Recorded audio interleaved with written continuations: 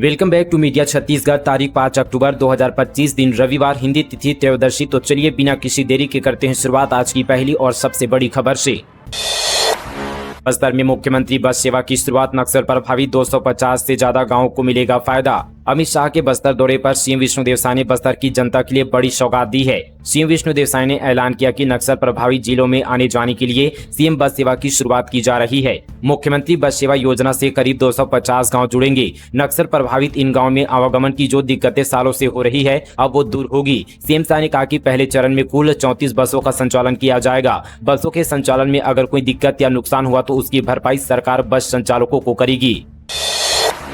आज बलरामपुर दौरे पर रहेंगे राज्यपाल रमेन देकर। राजपुर के घटगांव में कोरवा जनजाति से करेंगे भेंट। सांसद ने कार्यक्रम स्थल का लिया जायजा। बलरामपुर जिले के राजपुर विकासखंड के अंतर्गत ग्राम घटगांव में आज राज्यपाल रमेन डेका का आगमन होगा। उनके स्वागत की तैयारियां जोरों पर है। सांसद चिंतामणि महाराज ने कार्यक्रम स्थल का निरीक्षण कर प्रशासनिक अधिकारियों को आवश्यक दिशा निर्देश दिए। राज्यपाल इस अवसर पर प्रधानमंत्री जनमन योजना से लाभान्वित कोरवा जनजाति के वरिष्ठ जनों से भेंट करेंगे। सांसद चिंतामणि महाराज ने बताया कि यह मुलाकात जनजाति समाज के प्रति सरकार की प्रतिबद्धता को दर्शाती है और क्षेत्र के लिए गौरव का अवसर है। गणेश विसर्जन सड़क हादसे में पीड़ितों को 32 लाख रुपए की मिली सहायता राशि। जसपुर जिले में बगीचा थाना क्षेत्र में गणेश विसर्जन के दौरान दर्दनाक सड़क दुर्घटना हो गई थी, जहां 4 व्यक्तियों की मौत हुई थी और 24 घायल हुए थे। घायलों के परिजनों को मुख्यमंत्री विष्णुदेव साय के निर्देश पर त्वरित राहत और मुआवजा राशि का भुगतान किया गया। मुख्यमंत्री की संवेदनशील पहल, जन सरोकार के प्रति समर्पण और प्रशासनिक तत्परता के चलते मृतक के परिवारों को 5 लाख रुपए प्रति परिवार दिया गया। वहीं घायलों को 50-50 हजार रुपए की आर्थिक सहायता प्रदान की गई।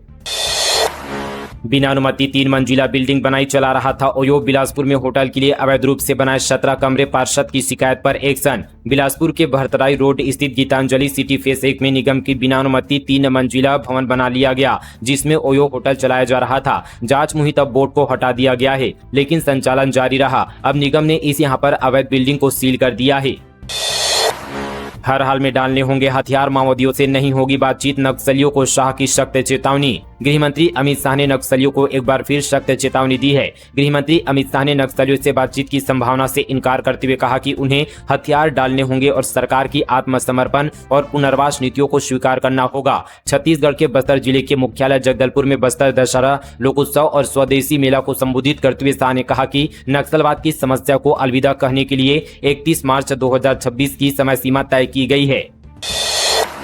आई लव मोहम्मद बुरा नहीं, लेकिन आई लव महादेव भी चलेगा। छेड़ोगे तो छोड़ेंगे नहीं। बागेश्वर धाम के पीठाधीश्वर पंडित धीरेन्द्र शास्त्री रायपुर पहुंचे हैं। यहां उन्होंने आई लव मोहम्मद के मामले पर बड़ा बयान दिया है। उन्होंने कहा कि आई लव मोहम्मद बुरा नहीं, लेकिन आई लव महादेव भी चलेगा। साथ ही यहाँ पर धीरेन्द्र शास्त्री ने कहा कि यदि कोई छेड़ेगा तो छोड़ा नहीं जाएगा। राजधानी के गुड़ियारी में धीरेन्द्र शास्त्री 5 दिवसीय हनुमान कथा सुनाने जा रहे हैं। इसका आयोजन 8 अक्टूबर तक दही हांडी उत्सव स्थल अवधपुरी मैदान पर होगा। रायपुर पहुंचने पर बागेश्वर धाम के पंडित धीरेन्द्र कृष्ण शास्त्री ने कहा कि हमें गुड़ियारी वाले हनुमान जी ने बुलाया है। यहीं पर अगले 5 दिनों तक कथा होगी।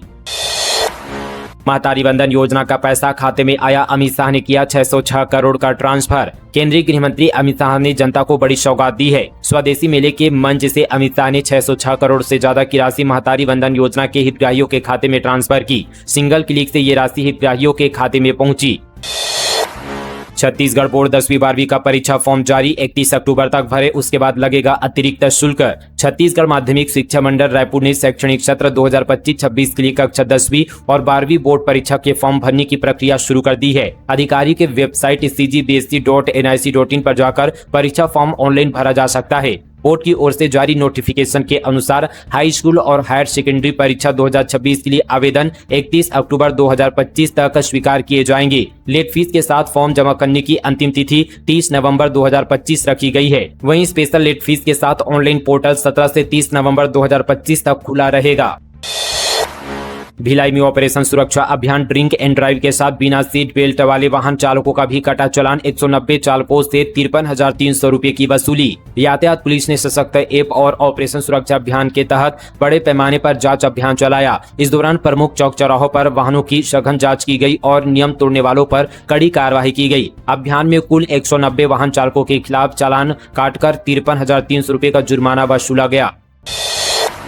मुस्लिम युवक के शिवलिंग पर पेशाब करने से भड़के लोग, आक्रोशित लोगों ने की जमकर तोड़फोड़, 8 गिरफ्तार। बिलासपुर में एक युवक ने शिवलिंग पर पेशाब कर दिया, जिसके बाद आक्रोशित लोगों ने शहर में जमकर बवाल मचाया। इस दौरान घरों में तोड़फोड़ भी की। यहाँ के एक मुस्लिम युवक पर पेशाब करने का आरोप लगा है। पूरा मामला सरकंडा क्षेत्र का बताया जा रहा है। मिली जानकारी के अनुसार यह पूरी घटना सरकंडा थाना क्षेत्र के मुरुम खदान में हुई, जहां देर रात मुस्लिम युवक ने शिवलिंग पर अनैतिक कृत्य किया था। इसके बाद इलाके में बवाल मच गया। गुस्साई भीड़ ने बस्ती में तोड़फोड़ की। इस दौरान इलाके में तनाव की स्थिति उत्पन्न हो गई। सूचना मिलने के बाद पुलिस ने मोर्चा संभाला।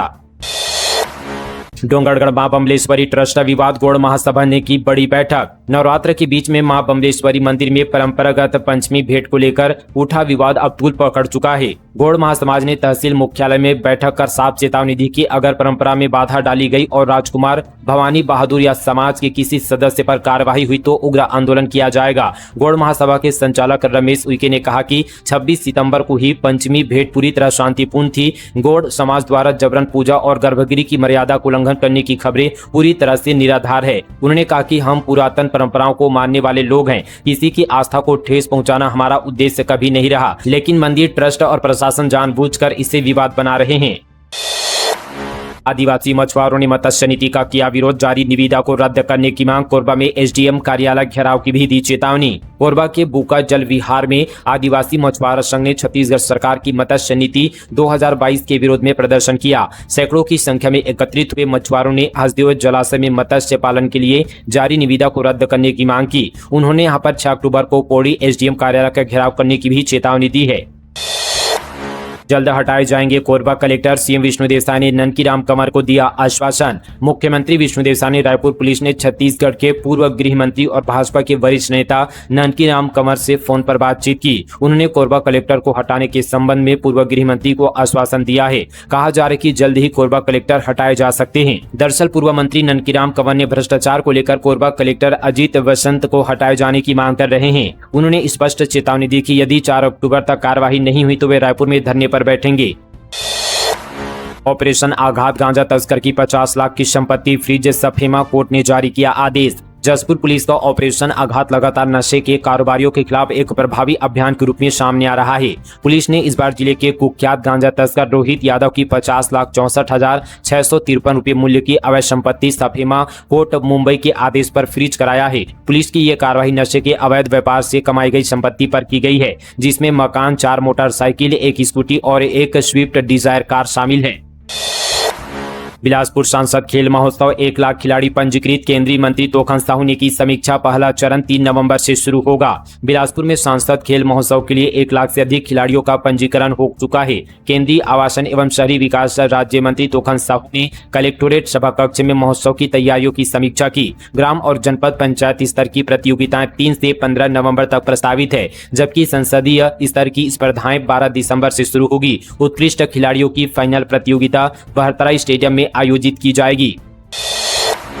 खेत में दवा छिड़कने गए 2 सगे भाइयों की करंट से मौत, गांव में पसरा मातम। कबीरधाम जिले के अंतर्गत आमगांव गांव में बीते सुबह एक दर्दनाक हादसा हो गया। खेत में दवा छिड़कने गए 2 सगे भाइयों की बिजली की करंट की चपेट में आने से मौत हो गई है। यह हादसा सहसपुर लोहारा क्षेत्र से लगभग 5 किलोमीटर दूर हुआ है। सूचना मिलते ही लोहारा थाना पुलिस मौके पर पहुंची और दोनों शव को मरचुरी भेजकर पंचनामा की कार्रवाई की। पुलिस ने बताया कि हादसे के कारणों की जाँच की जा रही है। इस हादसे के बाद गाँव में शोक का माहौल है। ग्रामीणों ने बिजली विभाग से लापरवाही की जाँच और मुआवजे की मांग की है। रायपुर के अंबेडकर अस्पताल में 6 में से 5 एक्सरे मशीनें बंद, गरीब मरीजों को हो रही परेशानी। प्रदेश के सबसे बड़े डॉक्टर अंबेडकर अस्पताल में एक्सरे व्यवस्था चरमरा गई है। यहां लगी 6 मशीनें में से 5 बंद है और मरीज एक ही के भरोसे हैं। उन्हें निजी अस्पताल में 500 से 1500 रुपए देकर एक्सरे करवाना पड़ रहा है। अंबेडकर अस्पताल में रोज 300 से 400 मरीज एक्सरे करवाने आते हैं। इनमें गंभीर घायल और भर्ती मरीज शामिल है। मशीन खराब होने से मजबूरी में निजी अस्पताल जाकर मोटी रकम खर्च करनी पड़ रही है। वहीं प्रबंधन का कहना है कि तकनीकी खराबी के कारण मशीनें बंद पड़ी है।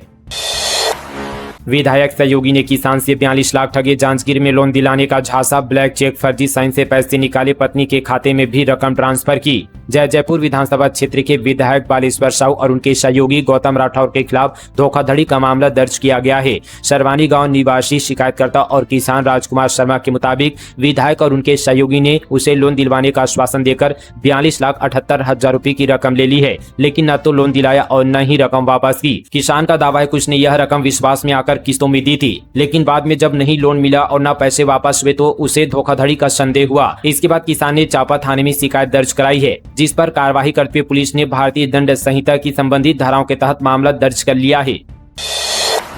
रायपुर में सराफा कारोबारी से लूट, बंदूक के बल पर दवा सुंघाकर बेहोश किया, हाथ पैर बांधकर 86 किलो चांदी के गहने ले उड़े। राजधानी रायपुर के सदर बाजार में दीपावली पर्व से पहले बड़ी वारदात हुई है। यहां एक सराफा कारोबारी को बंधक बनाकर बेहोश कर लुटेरों ने 86 किलो चांदी के गहने लूटकर फरार हो गए हैं। लुटेरे पहले माले से रस्सी के सहारे उतरकर भागे हैं। इस दौरान साथी लुटेरे सीसीटीवी कैमरे का डीवीआर भी लेकर भाग गए हैं।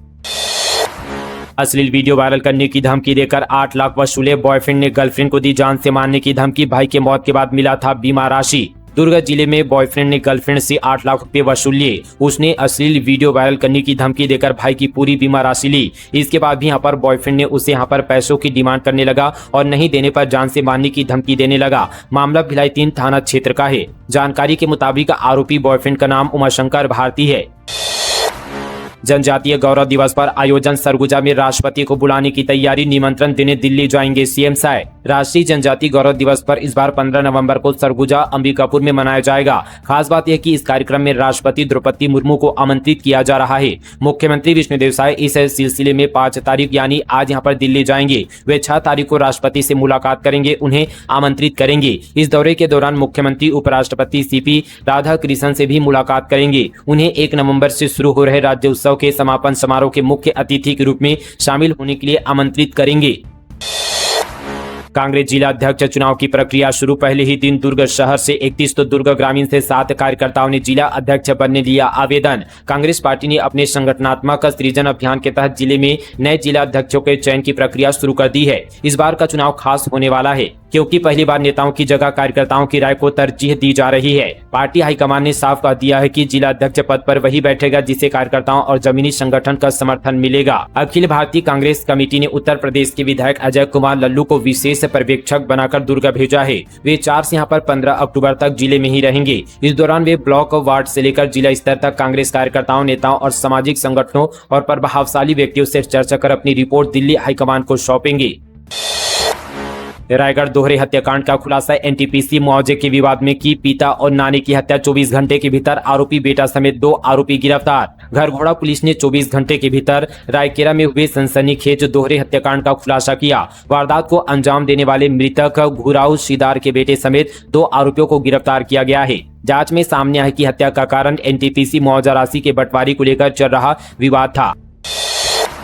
महानदी की बाढ़ से 600 से 700 एकड़ की फसल बर्बाद, 8 गांव के किसानों ने नवापारा कुरुद मार्ग पर किया चक्का जाम। धमतरी के गंगरेल जलाशय से महानदी में 27,000 क्यूसेक पानी छोड़े जाने की वजह से नवापारा शहर से लगे करीब आधा दर्जन गांव के करीब 600 से 700 एकड़ फसल पानी में डूब गया है। गंगरेल से छोड़े गए पानी का बहाव आधी रात को महानदी के तटवर्ती गांव दुलना, कठौती, पट्टेवा, धुमा, परसट्टी, नारी, मौरीकला, खार में पहुंच गया। सुबह किसान जब सोकर उठे और खेतों की ओर गए तो देखा कि उनका फसल बर्बाद हो गई है।